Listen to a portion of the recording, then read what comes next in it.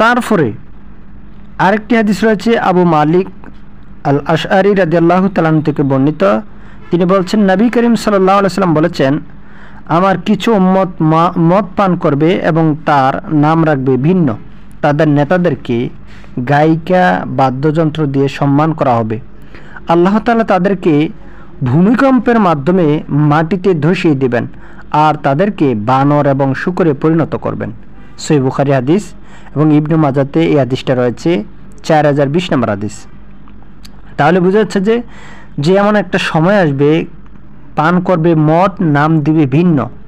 যেমন আজকে আমরা যদি দেখি মদ পান করে কিন্তু নাম দেয় ভিন্ন। যেমন জিনিসটা মদের অন্তর্ভুক্ত কিন্তু নাম দিয়েছি কি গাঞ্জা, মদ কিন্তু নাম দিয়েছি কি বিড়ি, মদ কিন্তু নাম দিয়েছে সিগারেট, মদ নাম দিয়েছে জর্দা, মদ নাম দিয়েছে তামাক। এগুলি সব হচ্ছে মদের অন্তর্ভুক্ত। এরকম আরও অনেক ধরনের নাম রয়েছে, আমরা হয়তো সেগুলা বললাম না আপাতত। অতএব এই হাদিস দ্বারা বোঝা গেল যে মানুষ মদ পান করবে কিন্তু মদের নাম হবে অন্য কিছু।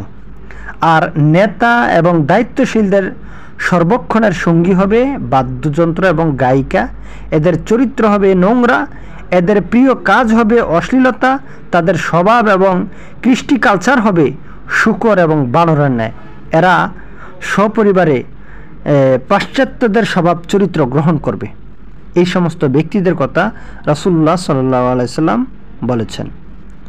সম্মানিত দিনী ভাইরা, বাইহাকিতে তারপরে বাংলা মিশকাতে 5143 নম্বর একটি হাদিস, মুআজ ইবনে জাবাল রাদিয়াল্লাহু তাআলা থেকে হাদিসটি বর্ণিত। তিনি বলছেন, রাসূলুল্লাহ সাল্লাল্লাহু আলাইহি সাল্লাম বলেছেন, ইসলামের সূচনা বা রাজত্ব শুরু হয়েছে নবী দিয়ে এবং দয়া দিয়ে। তারপর রাজত্ব আসবে খেলাফত এবং রহমত দিয়ে।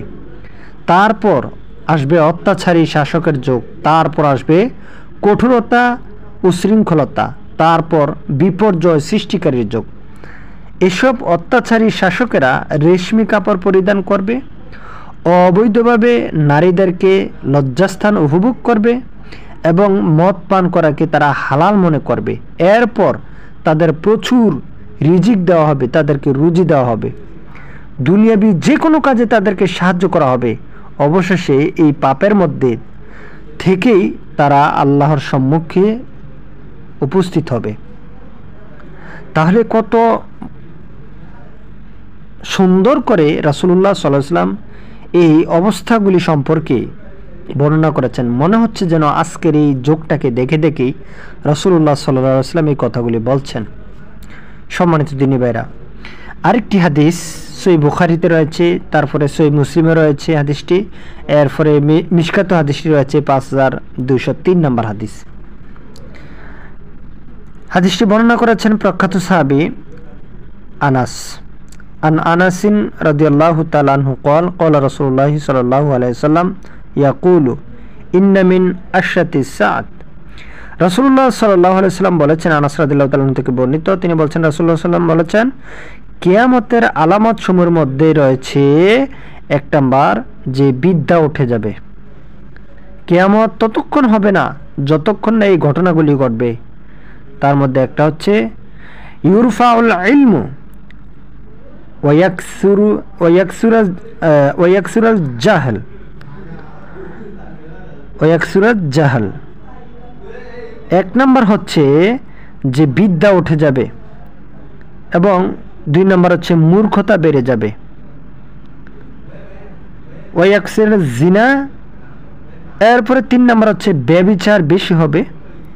4 নাম্বার হচ্ছে মদ পান করবে বা মদ পান বৃদ্ধি পাবে।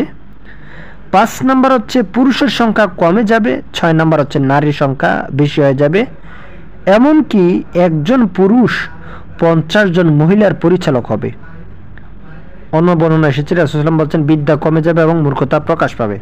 তাহলে এই হাদিস দ্বারা বোঝা যাচ্ছে যে একজন পুরুষ 50 জন মহিলা রাখবে, মানে হতে পারে সেটা মোবাইলের মাধ্যমে একজন ব্যক্তি 50 জনের সাথে সম্পর্ক রাখতে পারে। এর চাইতে বেশিও রাখতে পারে, আজকের যুগের কথাই বলছি, এর চাইতে বেশিও রাখতে পারে। আর সামনে আরো কি হয় একমাত্র আল্লাহ সুবহানাহু ওয়া তাআলাই ভালো জানেন। যাই হোক, রাসূলুল্লাহ সাল্লাল্লাহু আলাইহি সাল্লাম আরও বলছেন, এই হাদিসটি বর্ণিত রয়েছে সিলসিলা সহিহার 1604, 2699 নম্বর হাদিস। ইবনে আব্বাস রাদিয়াল্লাহু তাআলা আনহু বলছেন, রাসূলুল্লাহ সাল্লাল্লাহু আলাইহি ওয়াসাল্লাম বলেছেন, অবশ্যই আমার উম্মতের কিছু সম্প্রদায় রাত্রি অতিবাহিত করবে বিভিন্ন ধরনের খাদ্য পানীয়তে ভোগবিলাসী হয়ে এবং বিভিন্ন ধরনের বিনোদন এবং আমোদ প্রমোদে। এমত অবস্থায় তাদের সকাল হবে শূকর এবং বানরে আকৃতিতে রূপান্তরিত হয়ে। রাসূলুল্লাহ সাল্লাল্লাহু আলাইহি ওয়াসাল্লাম আরও বলছেন, আনাস রাদিয়াল্লাহু তাআলা আনহু বলছেন যে, লা ইয়াকুনান্না ফি হাযিহিল উম্মাহ খাসফুন ওয়া কাযফুন ওয়া মাসখুন ওয়া যালিকা ইযা শারিবুল খুমুরা ওয়াত্তাখাযুল কাইনাতি ওয়াদ-দারাবু বিল মাআজিফ। অর্থাৎ আনাস রাদিয়াল্লাহু তাআলা আনহু বলছেন, নবী সাল্লাল্লাহু আলাইহি ওয়াসাল্লাম বলেছেন, যখন আমার উম্মত নেশাদার দ্রব্য পান করবে, গায়িকাদের নিয়ে নাচ গানে মত্ত হবে এবং বাদ্যযন্ত্র নিয়ে ব্যস্ত হবে, তখন অবশ্যই তিনটি ভয়াবহ বিপদ নেমে আসবে। তার এক, বিভিন্ন এলাকায় ভূমি ধসে যাবে। দুই, উপর থেকে অথবা কোনো জাতির পক্ষ থেকে জুলুম অত্যাচার চাপিয়ে দেওয়া হবে। তিন, অনেকের পাপের ধরন আকার আকৃতিকে বিকৃত করা হবে। আর এই গজবের মূল কারণটি হচ্ছে এই তিনটা: এক, মদ পান করা; দুই, নায়িকাদের নিয়ে নাচ গানে মত্ত হওয়া; তিন, বাদ্যযন্ত্রের প্রতি আগ্রহ হওয়া। তারপরে মুআজ ইবনে জাবাল রাদিয়াল্লাহু তাআলা আনহু থেকে আরেকটি হাদিস বর্ণিত, রাসূলুল্লাহ সাল্লাল্লাহু আলাইহি সাল্লাম বলেছেন, আমাকে 10টি বিষয়ে উপদেশ দিয়েছেন। তিনি বলেছেন যে, তুমি আল্লাহর সাথে কাউকে শরীক করবে না, যদিও তোমাকে নিহত করা হয় বা জ্বালিয়ে দেওয়া হয়। ক্বালা লা তুশরিক বিল্লাহি শাইআন ওয়া ইন কুতিলতা ওয়া হুররিকতা। তুমি কাউকে শরীক করবে না, যদি তোমাকে নিহত করা হয়, হত্যা করা হয় অথবা তোমাকে আগুনে জ্বালিয়ে দেওয়া হয়, তারপরে তুমি আল্লাহর সাথে কাউকে শরীক করবে না। দুই, তুমি তোমার পিতামাতার অবাধ্য হবে না, যদি তারা তোমাকে তোমার পরিবার পরিজন এবং তোমার মাল মাত্তা ছেড়ে যেতে বলে, তারপরেও তাদের অবাধ্য হবে না। তিন, ইচ্ছা করে কখনো ফরজ সালাত ত্যাগ করবে না। চার, কখনো শরাব পান করবে না, অর্থাৎ মদ পান করবে না, কারণ তা সমস্ত অশ্লীলতার মূল। পাঁচ, সাবধান, সর্বদা গুনাহ হতে বেঁচে থাকবে, কারণ গুনাহগার দ্বারা আল্লাহর রাগ বা আল্লাহর ক্রোধ পৌঁছে থাকে। ছয়, খবরদার জিহাদ হতে পলায়ন করবে না, যদিও সকল লোক ধ্বংস হয়ে যায়। সাত, যখন লোকের মধ্যে মহামারী দেখা দেবে আর তুমি সেখানে থাকবে, তখন তথায় অবস্থান করবে। আট, তোমার সামর্থ্য অনুযায়ী তোমার পরিবারের জন্য ব্যয় করবে।